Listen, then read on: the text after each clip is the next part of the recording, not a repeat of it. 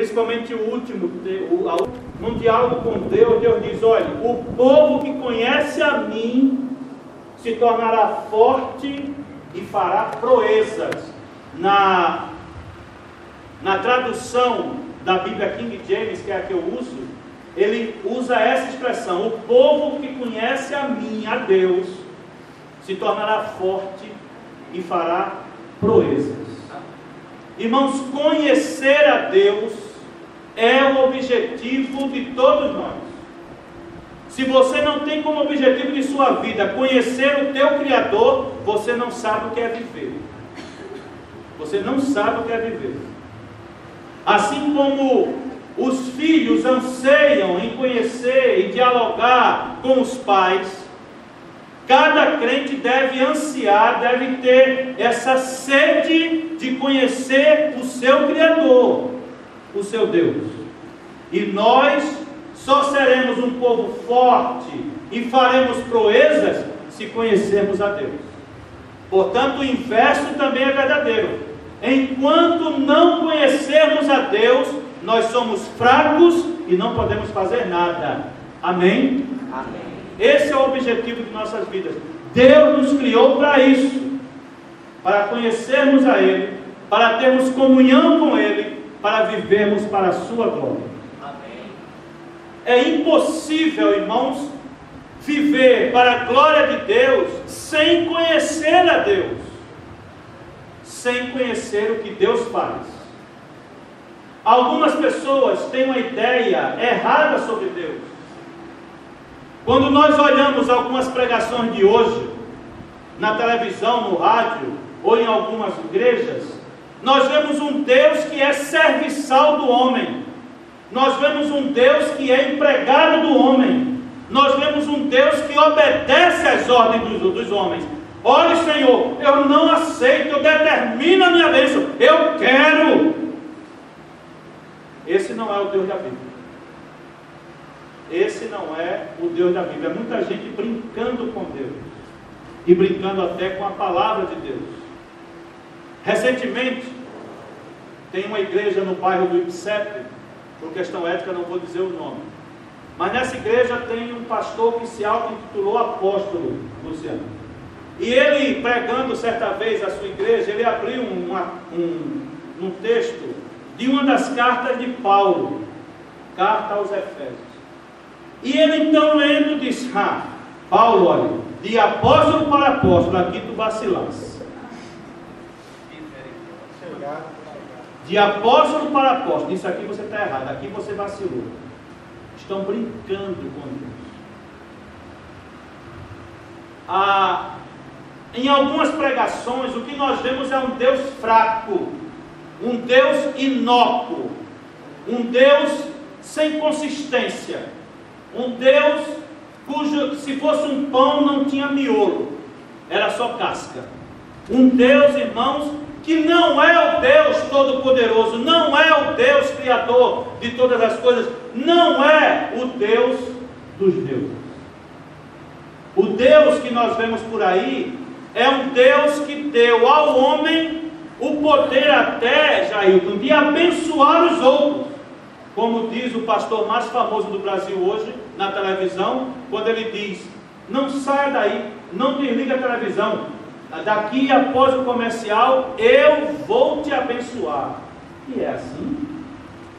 Que é o pastor que abençoa as ovelhas? E na minha Bíblia, quem nos abençoa é Deus. Ele diz com todas as letras: eu vou liberar uma bênção especial para a tua vida. O outro diz, e os cantores são pródigos nisso, inclusive uma cantora de cabelo preto grande, diz assim: hoje eu vou liberar uma unção de multiplicação para você. Ela libera. É ela que detém o poder sobre unção e as bênçãos para o povo de Deus. São pessoas, irmãos, que não levam Deus a sério, brincam com as coisas de Deus, brincam com o nome do próprio Deus, e em nome de Jesus, isso não pode se repetir, nem acontecer entre nós. Amém? Amém. O que nós vemos hoje, pelo IBGE, é o crescimento dos evangélicos no Brasil. Se você observar no IBGE, né, no censo, você vai ver, o evangelho está crescendo no Brasil. Mas que evangelho? Que igreja está crescendo no Brasil? Hoje, nós vemos o crescimento de uma igreja apóstata, de uma igreja fraca, que não consegue vencer o pecado, aí vive num mundo de fantasias. Todo mundo fecha os olhos ao pecado. Encobre os erros dos outros, mas não se ajuda, não se tira o carnegão, como a gente diz no interior, porque você só é curado daquela ferida se tirar o que está podre ali, senão o remédio não cura, se não tirar o que provoca o problema. Nós estamos brincando, descaracterizando esse evangelho. É um evangelho de misticismo, é um evangelho descaracterizado, é um evangelho destituído de força, de poder, de autoridade. É uma pregação que não fala mais da santidade de Deus e nem fala mais do próprio Jesus. Observe nas pregações da televisão, sempre é poder, unção, presente, bênção, prosperidade e nada de Jesus, nada de arrependimento, nada de santidade a Deus. Irmãos, qual a primeira mensagem que os profetas pregavam? Arrependei-vos. Qual a primeira mensagem que João Batista pregava? Arrependei-vos. Qual a primeira mensagem que Jesus pregou após ser batizado? Arrependei-vos. Qual a primeira mensagem que Pedro, cheio do Espírito Santo, pregou em Pentecostes, em Atos 2? Arrependei-vos. Sem arrependimento não há remissão de pecados, e sem remissão de pecados ninguém verá a Deus. É ilusão achar que você pode conviver com seu pecado não confessado, não perdoado, não arrependido e querer adorar a Deus e querer servir a Deus. É impossível. É impossível. Qual é a causa disso, irmãos? Por que nós chegamos a esse ponto no Brasil? Qual é a causa dessa tragédia? A resposta é óbvia: o povo não conhece a Deus. O povo não tem entendimento de quem Deus é. O povo não conhece os atos de Deus. O povo não tem comunhão nem intimidade com o Pai. Por isso, cada um vai seguindo essas coisas que mostram por aí. E como disse um cantor popular, Flávio José, ele diz: boi com sede bebe lama. O povo vai atrás de qualquer coisa, até de lama. Só que aqui nós temos que olhar para a verdadeira palavra de Deus e adorar e servir ao verdadeiro Deus da Bíblia, o Deus Criador de todas as coisas, a quem é bendito eternamente. Louvado seja o nome do Senhor. Amém. Meus irmãos, se você quer conhecer a Deus, o Deus da Bíblia, leia o livro de Salmos. Lá você vai saber quais são os atributos de Deus, quais são os atos de Deus, quais são os sentimentos de Deus, como é que Deus é e como Ele age.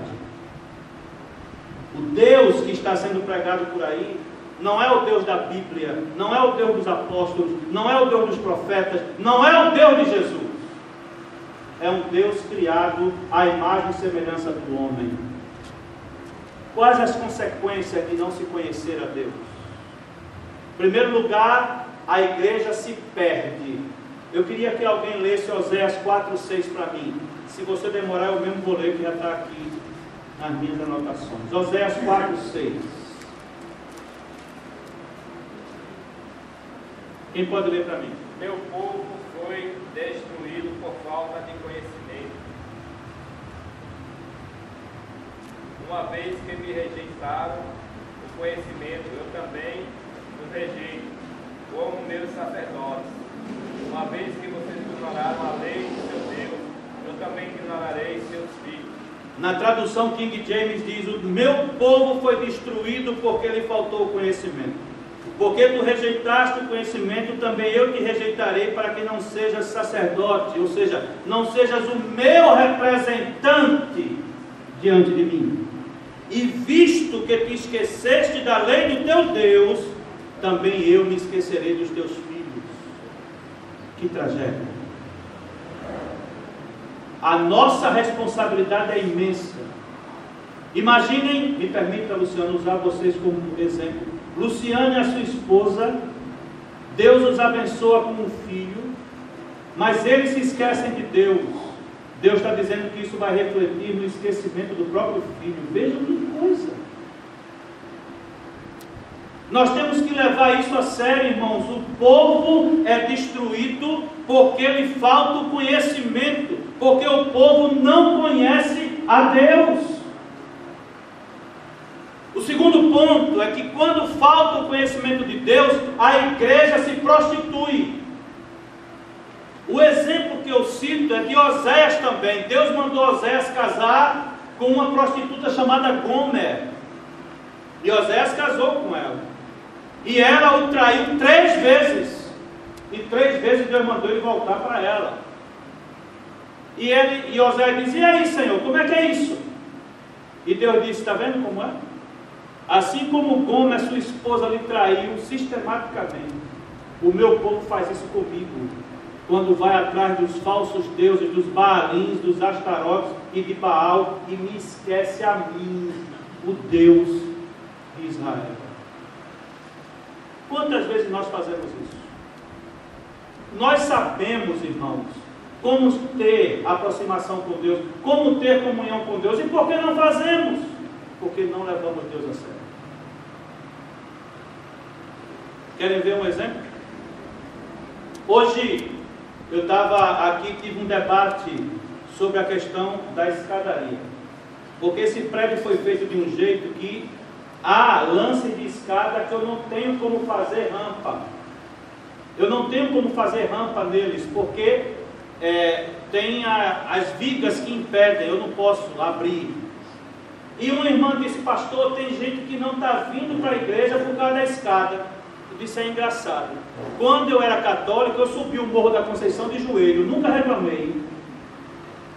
Quando eu morava no Rio, minha mãe fez uma promessa, quem pagou fui eu. Eu subi 365 degraus da Igreja da Penha, nunca reclamei.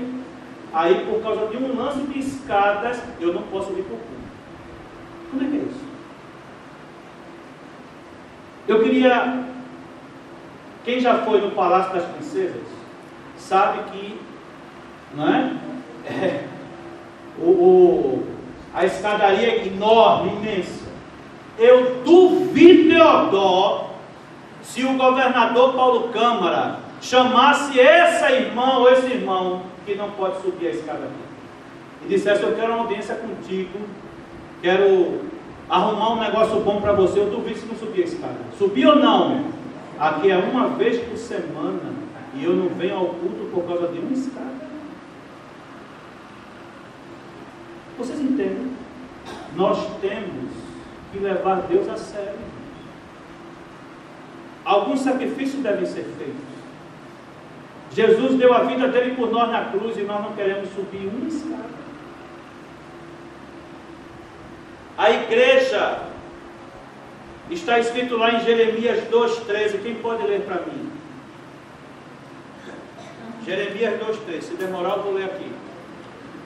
E aqui já está anotado. Jeremias 2,13. No celular é moleza. Cadê? Jeremias 2,13. Encontraram? Porque o meu povo fez duas maldades. Vá. A mim deixaram um manancial de águas vivas e cavaram. cisternas rotas que não retêm água. Vocês estão percebendo qual foi o problema do povo? O povo se esqueceu de Deus. Cada um vivia como se Deus não existisse. E aí Deus disse: olha, você está cometendo 2 erros, 2 maldades. vocês se esqueceram de mim, vocês me deixaram, me abandonaram, a mim, o manancial de águas vivas. E 2, vocês pensam que estão bem, quando vocês estão longe de Deus, abandonam a Deus, esquecem de Deus, vocês acham que estão seguros, cavaram cisternas pensando que ia dar água, mas não dá nada, porque são cisternas rotas, mal feitas, cheias de buracos, e a água se esvai. Assim é a vida de quem não leva Deus a sério. Está cavando cisterna, acumulando riqueza, pensando que está fazendo muita coisa, mas é cheio de buraco, é rota, não vai reter a água. Mas aquele que confia no Senhor, que conhece a Deus, que busca a Deus, esse pode estar no deserto, esturricado, quente pra caramba, Deus vai tirar a água da pedra para você. É o contrário. Mas, meus irmãos, em terceiro lugar, o desconhecimento de Deus leva o povo a se corromper. Em Provérbios 28, 18, a palavra do Senhor diz: não havendo profecia, o povo se corrompe. A palavra usada para profecia em hebraico, é kazon, significa visão, revelação, palavra de Deus. Kazon. Quando não há kazon, quando não há visão de Deus, quando não há revelação de Deus, quando não há palavra de Deus na vida do povo de Deus, o povo se corrompe. O povo se corrompe. O que é que evita a corrupção nossa? O conhecimento da palavra de Deus em nosso meio. Amém. Algumas pessoas não conseguem ler a Bíblia e dizem: a Bíblia é muito difícil, tem umas palavras estranhas, esquisitas. Tá certo. Mas, irmãos, quantos crentes não estavam na fila do cinema para assistir 50 Tons de Cinza? Eu li o livro, é uma delícia, eu quero ver o filme, dizem que o filme é ótimo. De 1h10 de filme, 28 são de cena de pornografia. De 1h10, 28 minutos são de filme pornô. O que é que um crente vai fazer numa sala dessa? O que é que um crente vai fazer num filme desse? Mas quantos crentes estão nas filas dos cinemas, nos shoppings para ver esse filme?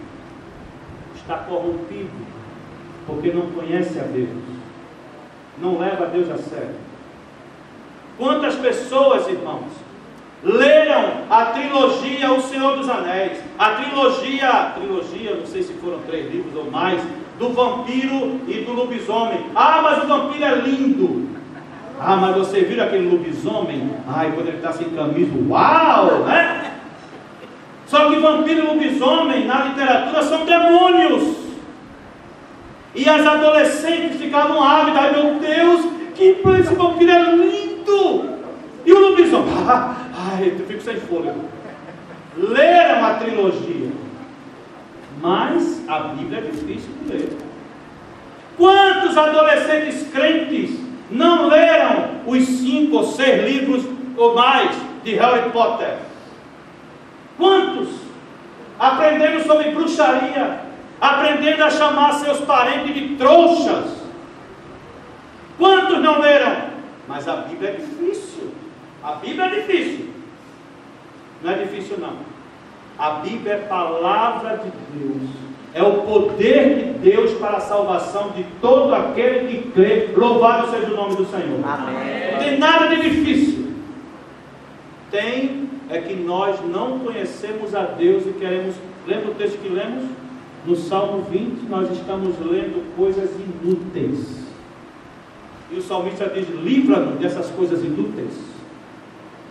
O que é que melhora a tua vida ler a trilogia do Senhor dos Anéis? E o que é que melhora lendo a coleção completa de Harry Potter? E o que melhora lendo os 50 Tons de Cinza? Nada, leva para o buraco. Mas se você ler a Bíblia, sua vida vai ser transformada em nome de Jesus. Amém. Crer e observar. Nós temos que crer na Bíblia. E observar significa cumprir o que a Bíblia diz. Porque o Senhor ensinou o homem que ouve as minhas palavras e as pratica são como? São semelhantes ao homem que fez sua casa na rocha, não na areia. Meus irmãos, quando falta o casom, quando falta a visão, quando falta o conhecimento da palavra de Deus, a juventude se corrompe, as famílias se corrompem, até os ministérios se corrompem, porque não conhecem a Deus. E o culto passa a ser um entretenimento, e o pastor passa a ser um chefe, um líder de auditório, um apresentador de programas, um Silvio Santos melhorado. Ao invés de dizer, quem quer dinheiro aí? Ou como dizia a Chacrinha, ô bacalhau aí? O pastor diz, quem quer uma unção aí? Quem quer uma bênção aí? É só dar dinheiro e fazer as correntes que está tudo certo. Está não. É mentira, é engodo, é engano, é cobiça. A palavra de Deus diz, irmãos, corromper no hebraico significa deixar à solta, depravar-se, perverter-se, desenfrear-se. Em Êxodo, no capítulo 32, o Senhor disse a Moisés, vai Moisés, desce depressa, porque o teu povo que fizesse subir do Egito se tem corrompido. E vendo Moisés que o povo estava despido, porque Arão o havia deixado despir-se para a vergonha de seus inimigos, pôs-se em pé na porta do arraial e disse, quem é do Senhor, vem até mim. Então se ajuntaram a ele os filhos da tribo de Levi. Eram 12 tribos, só uma foi. Êxodo 32, versos 7, 25 e 26. O povo estava despido, adorando a um bezerro de ouro nus, e não estavam percebendo porque estavam todos corrompidos, desenfreados, sem freio.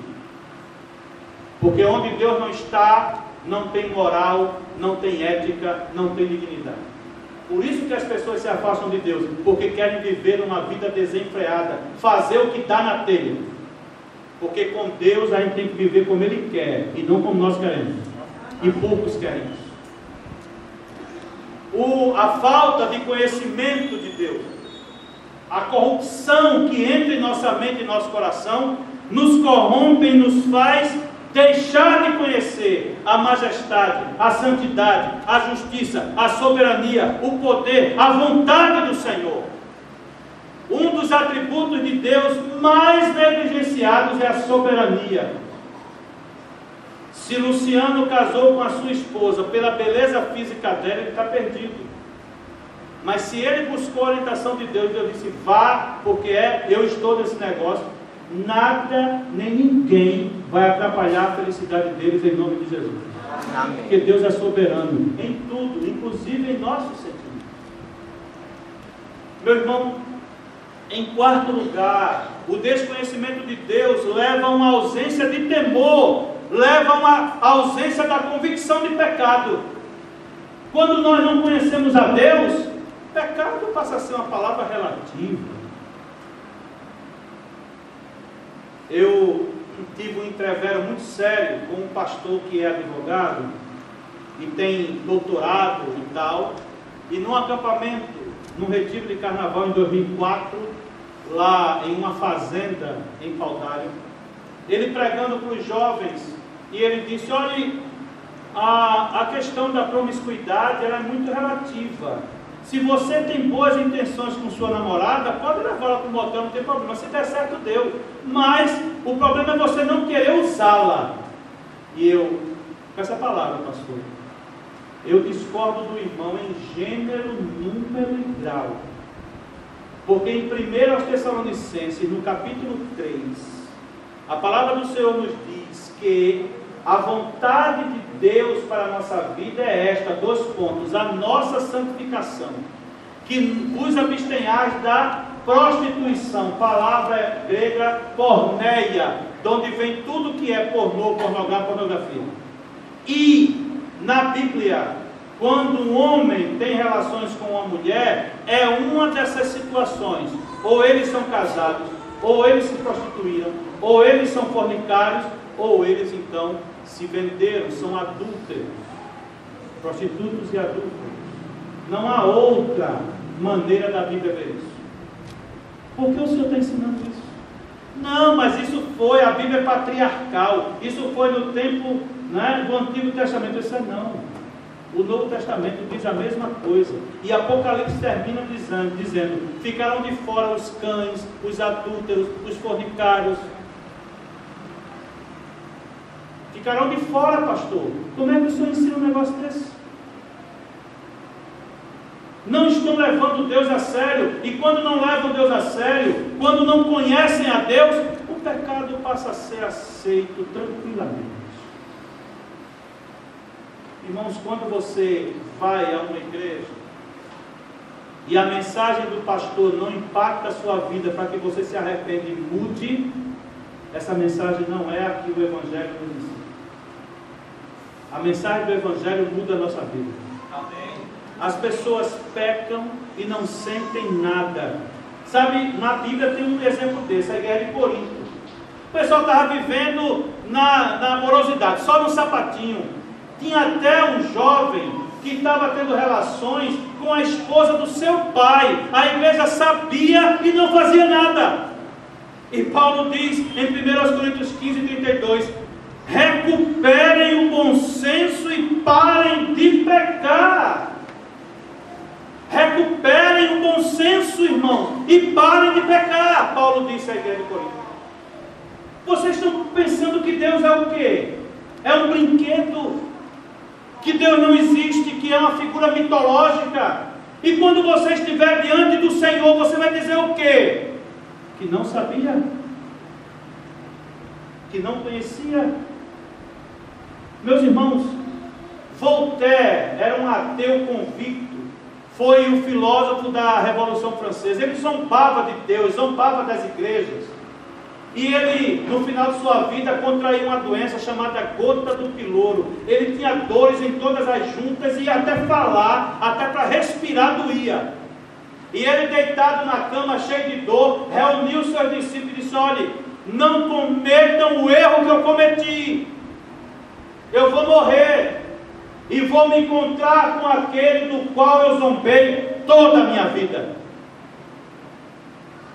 Outro filósofo modernista muito conhecido, quando Friedrich Nietzsche, quando ele zombava de Deus e dizia que Jesus era uma piada, que o Deus dos hebreus estava morto. Esse homem terminou seus dias preso no manicômio de Leipzig, na Alemanha, comendo barata do chão, porque era o que ele comia. O alimento dele era barata. Nietzsche, assim falou Zaratustra, morreu comendo barata, porque zombou de Deus. Stalin matou 23 milhões de russos, e desses 23 milhões, 8 milhões morreram porque eram crentes. E ele destruiu igrejas históricas, igrejas evangélicas, igrejas católicas. Ele destruiu, católicas ortodoxas, ele destruiu. E ele disse: eu quero varrer do Império Soviético, eu quero varrer o nome do Nazareno. Ele morreu. Teve um derrame cerebral, ficou com convulsões durante 24 horas e ninguém entrou no quarto dele porque estava trancado e ninguém ousava entrar, porque se entrasse sem a permissão dele morria. E ele agonizando na cama durante um dia inteiro até morrer. Quando ele morreu, todas as igrejas foram reconstruídas. O nome de Stalin foi para o lixo da história e o nome de Jesus está sendo pregado na Rússia até hoje. Amém. Porque só o Senhor é Deus. Amém. Recuperem o bom senso e deixem de pecar. Eu quero citar o exemplo de Agostinho, um homem devasso que saía de casa para encher a cara de cachaça e pegar mulheres de má fama. Esse rapaz, toda vez que ele chegava em casa, ele encontrava a mãe dele, Mônica, orando por ele. Até que um dia ele conversou com ela E ela então pregou o Evangelho para ele, ele se converteu. E ele, ao se converter, irmãos, ele viu a necessidade de confessar os seus pecados. E ele chorou copiosamente durante mais de 1h30. Porque lembrou, sabe de quê? Ele lembrou que quando tinha 13 anos, ele roubou 4 peras do seu vizinho. E ele pediu perdão a Deus, chorando amargamente: Senhor, eu sou um ladrão, eu roubei 4 peras quando eu tinha 13 anos. Isso está no livro dele, Confissões. Eu fico imaginando, meu Deus, se um homem de Deus chora arrependido porque aos 13 anos roubou 4 peras, eu acho que não vai ter, a gente vai ter que ter uma caixa d'água da Compesa de lágrimas pelos pecados que cometemos e ainda não confessamos diante do Senhor. Amém? Amém.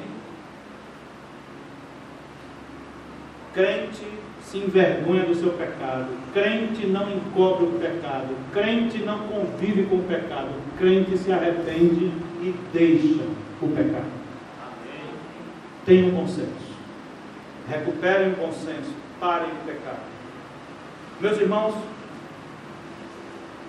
em Efésios 4:30, o apóstolo diz: e não entristeçais o Espírito Santo de Deus, no qual estáis selados para o dia da redenção.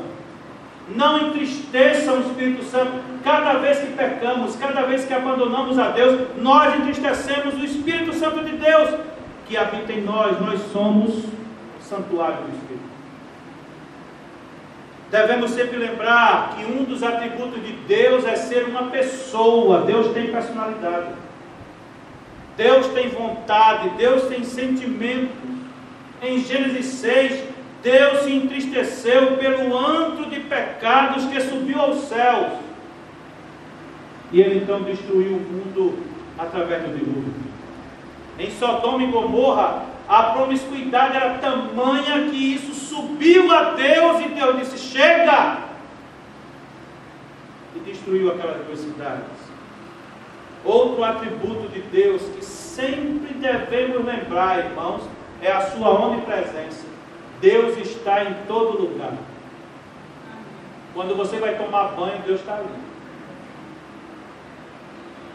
Quando você vai trabalhar, Deus está ali. Quando você está dentro do carro, Deus está ali. Quando você está olhando para outras pessoas, Deus está ali. Ele é onipresente. Ele está em todo lugar. Amém. Não há nada que seja oculto ao Senhor. Nada.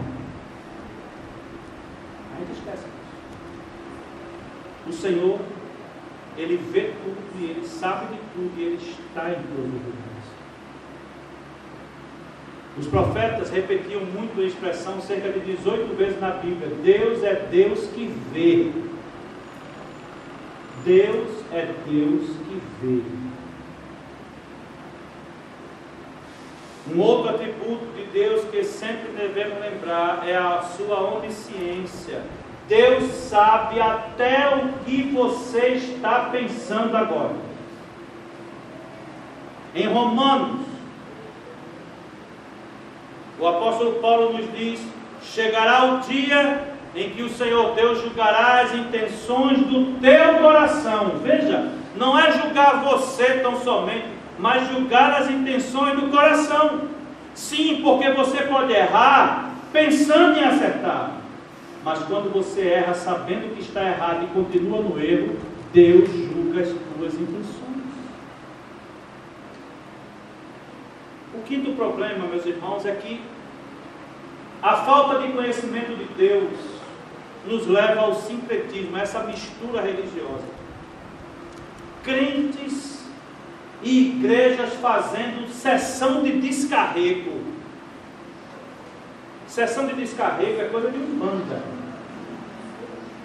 É coisa de filho de gangue. Banho de água de cheiro para descarregar. Sai de mim! Sai de mim! Há uma mistura. Essa mistura, irmãos, deixa o cristianismo híbrido, misturado, adulterado, pois agora se crê em tudo. Em Jeremias 17, versos 13 e 14, a palavra do Senhor diz: ó Senhor, esperança de Israel, todos aqueles que te deixam serão envergonhados, os que se apartam de ti serão escritos sobre a terra, porque abandonam o Senhor, a fonte das águas vivas. Cura-me, Senhor, e serei sarado, salva-me e serei salvo, porque tu és o meu louvor. Aleluia. O Senhor, irmãos, é abandonado cada vez que a gente passa a acreditar nessas coisas esquisitas que inventam por aí. Teve um pastor na cidade de Imperatriz, no Maranhão, que ele reuniu os seus 12, um grupo de 12 de liderança da igreja, e ele então com esses 12 foi aos 4 cantos da cidade de Imperatriz, e ele então fez xixi nesses 4 cantos, dizendo que o leão da tribo de Judá é Jesus, e o leão marca o seu território fazendo xixi para dizer aos outros leões: aqui não, olha o cheiro, aqui é meu. Então ele, como discípulo de Cristo, ministro do Evangelho, fez xixi naqueles 4 cantos da cidade para dizer que Imperatriz pertencia a Jesus. Pastor Lúcio sabe quem é. E ele foi pastor em Pernambuco. E como é que é isso? Ah, mas é o que, irmão? Onde é que está isso na Bíblia? Que um sacerdote, que um profeta, que um ministro de Deus fez isso. Onde? As pessoas estão misturando as bolas. Em Juízes 2, versos 10 a 12, a palavra diz: e foi também congregada toda aquela geração a seus pais. E outra geração logo se levantou, que não conhecia o Senhor, nem tampouco a obra que ele fizera em Israel. Então fizeram os filhos de Israel o que era mal aos olhos do Senhor, e serviram aos Baalins, e deixaram ao Senhor seu Deus, o Deus de seus pais, que os tirara da terra do Egito, e foram-se após outros deuses, dentre os deuses dos povos que havia ao redor deles, e adoraram a eles, e provocaram a ira do Senhor. Nós abandonamos a Deus, e buscamos outros deuses, buscamos outras coisas. O domingo é o dia do Senhor, e é engraçado como alguns irmãos chegam no domingo à noite com a marquinha do biquíni dizendo: pastor, peguei um bronze. Foi, minha amada, foi. Qual hoje? Hoje não é o dia do Senhor. As igrejas históricas estão cada dia deixando de fazer o culto domingo de manhã, porque o povo não vê mais não. O povo dorme muito, porque sábado está nas atividades, nos shows evangélicos e tudo, dorme tarde, domingo de manhã não vem. E outros vão para o lazer. E o dia do Senhor? Meus irmãos, há uma crescente onda de perder as referências, perder a autoridade, perder o conhecimento de Deus. Eles fizeram isso no tempo de Israel, e eu pergunto: e hoje é diferente? Quais são as nossas referências? O apóstolo disse: olhem para os marcos antigos. Josué disse isso: olhem para os marcos antigos. Quais são os nossos marcos? Quais são as nossas referências? Tem que ser referências bíblicas, assim diz o Senhor. Nós estamos fazendo isso. Em sexto lugar, meus irmãos, e isso é terrível, quando nós não conhecemos a Deus, nós perdemos a capacidade de adorá-lo. Só quem conhece a Deus pode adorar a Deus. Quem não conhece a Deus, é impossível a sua adoração ser recebida pelo Senhor. Em João 4:22, o Senhor diz à mulher samaritana: vós adorais o que não sabeis. Nós adoramos o que sabemos, porque a salvação vem dos judeus. Jesus disse que os samaritanos adoravam a Deus sem conhecê-lo. Os samaritanos eram um povo misturado, e só conheciam a Deus parcialmente. Por isso eles viviam no misticismo. Ah, tem que ir naquele monte ali, só no Monte Carmelo é que Deus se manifesta. Eu pergunto: e hoje é diferente?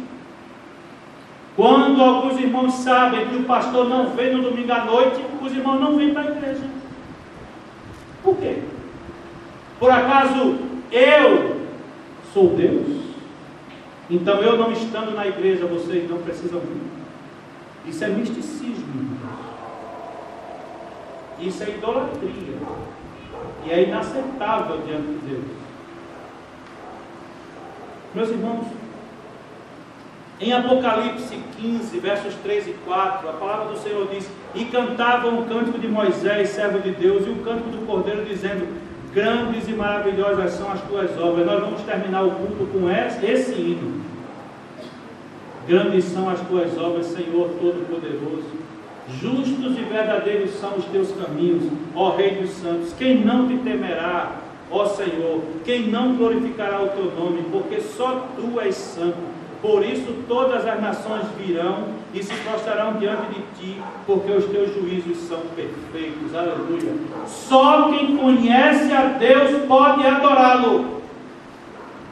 Quem não leva a Deus a sério, sua adoração não é recebida nos céus. Não é como dos samaritanos, não é. Eles conheciam a Deus parcialmente. Eles não glorificavam a Deus, o Deus da Bíblia, glorificavam o Deus que eles inventaram. E por fim, irmãos, o desconhecimento de Deus nos leva à idolatria. Em 2 Reis 17, verso 28 a 35, eu estou terminando. A palavra do Senhor diz: e um dos sacerdotes que transportaram de Samaria, ele habitou em Betel, e lhes ensinou como deviam temer ao Senhor. Porém, cada um fez os seus próprios deuses, e os puseram nas casas, nos altos que os samaritanos fizeram, cada um nas suas cidades em que habitavam. Assim temiam ao Senhor, mas também serviam a seus deuses, segundo o costume das nações dentre os quais tinham sido transportados.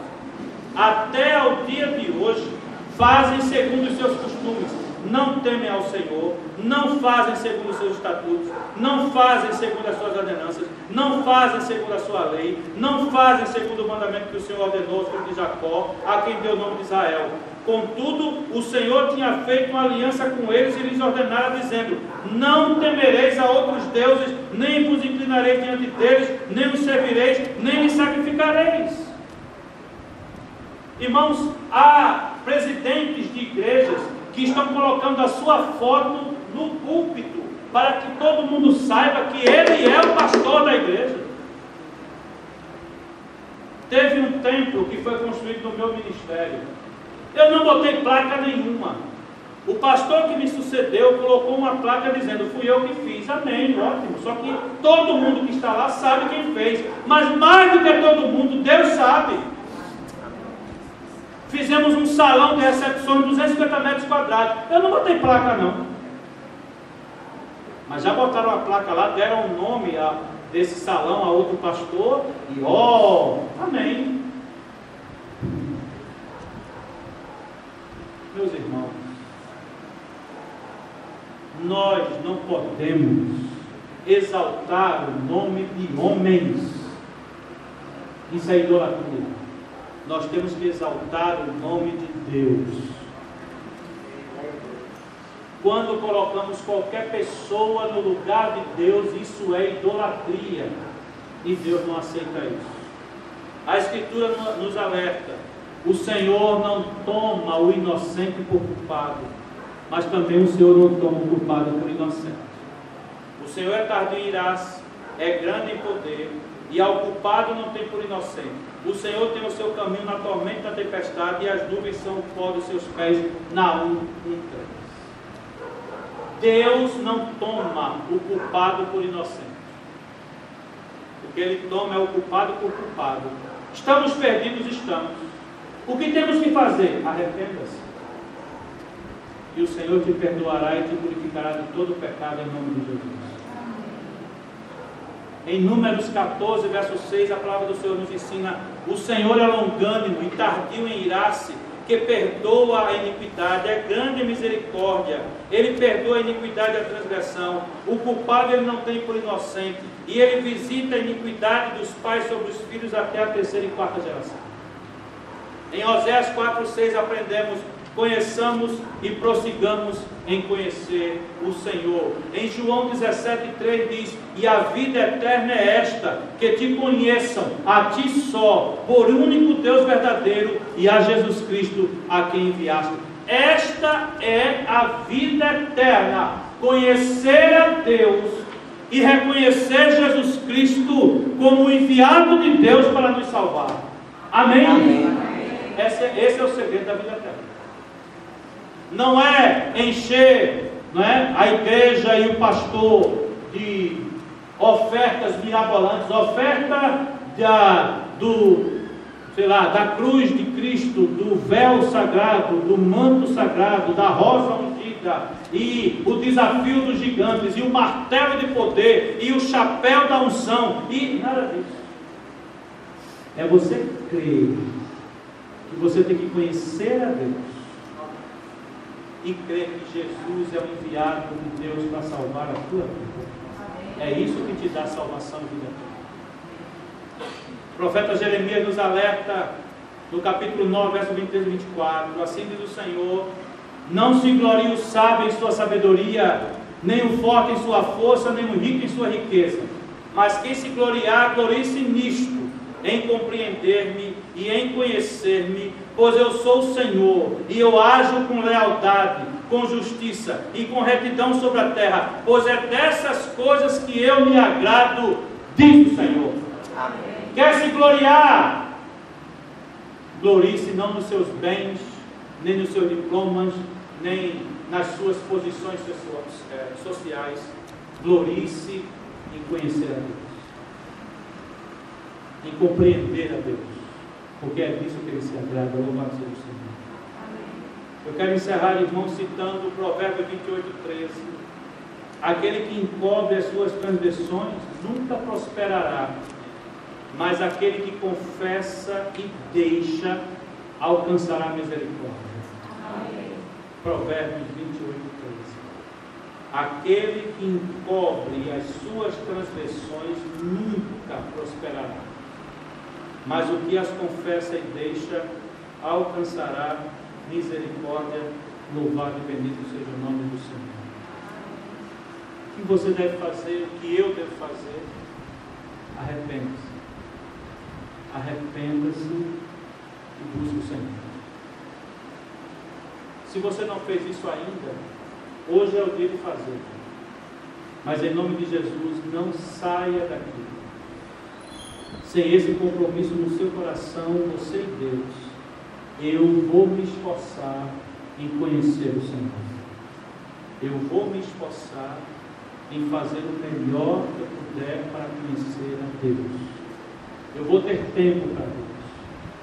Quando você chegar agora, não vá olhar os gols do Fantástico nem o Big Brother. Vá para um cantinho na sua casa e procure a comunhão com o Senhor. Procure o contato com Deus. Procure estar em paz com o Senhor teu Deus. Vocês estão comigo nessa? Amém. Estão comigo nessa? Amém. Vamos levar Deus a sério, porque Deus está levando essa igreja a sério. Vamos levar Deus a sério, porque o Senhor está apostando nessa igreja. Vamos levar Deus a sério, porque o Senhor está gastando recursos com esta igreja, não só recursos materiais, mas humanos também. Ele está enviando, está mandando, e cabe a nós a ver o que Deus está fazendo, aprender quem Deus é, conhecer a Deus, ter comunhão com Ele. Que o Senhor nos abençoe em nome de Jesus. Amém? Amém. Fica em pé.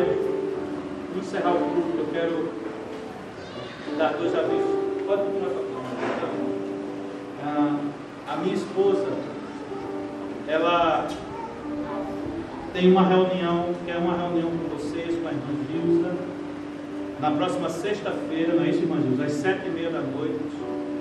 Uma reunião com as irmãs que colaboram e querem colaborar com o culto infantil.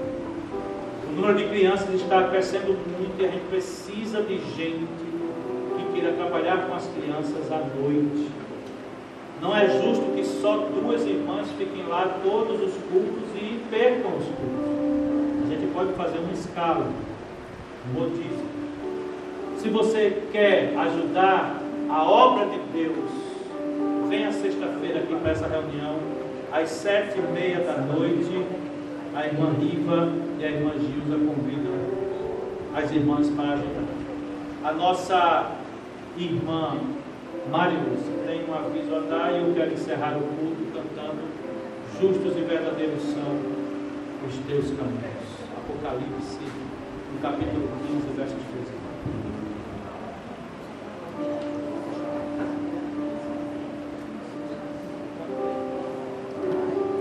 Paz da igreja.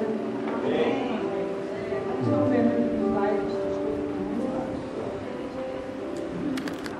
Estão vendo aqui nos lives, né? Nós lançamos o jantar.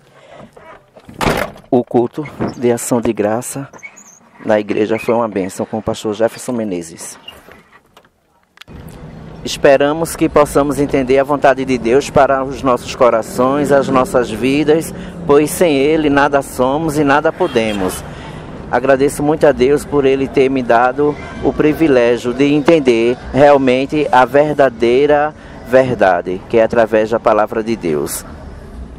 Que Deus possa ter misericórdia de cada um de nós e que Ele possa abrir os nossos olhos, assim bem como nossos corações, para ouvir cada vez mais a Sua palavra, entender a Sua verdade, os Seus mandamentos, e que nos dias de hoje possamos meditar que o mundo é mau, as pessoas são más, e nós precisamos voltar logo, correndo, para os braços de Jesus, pois Ele tem o que nos dá, que é a salvação eterna. Só Ele pode, e mais ninguém. Assim sendo, agradeço a Deus pela oportunidade da vida e por poder ouvir a palavra dEle. Deixo aqui registrado a minha opinião em relação à palavra de Deus, o meu testemunho, que estou hoje vivendo e sendo uma nova criatura, e espero que Deus possa cada dia agir e controlar os meus passos, assim bem como o meu trabalho, a minha vida profissional, a minha vida sentimental e familiar, também com os meus amigos. Muito obrigado e que Deus abençoe a todos.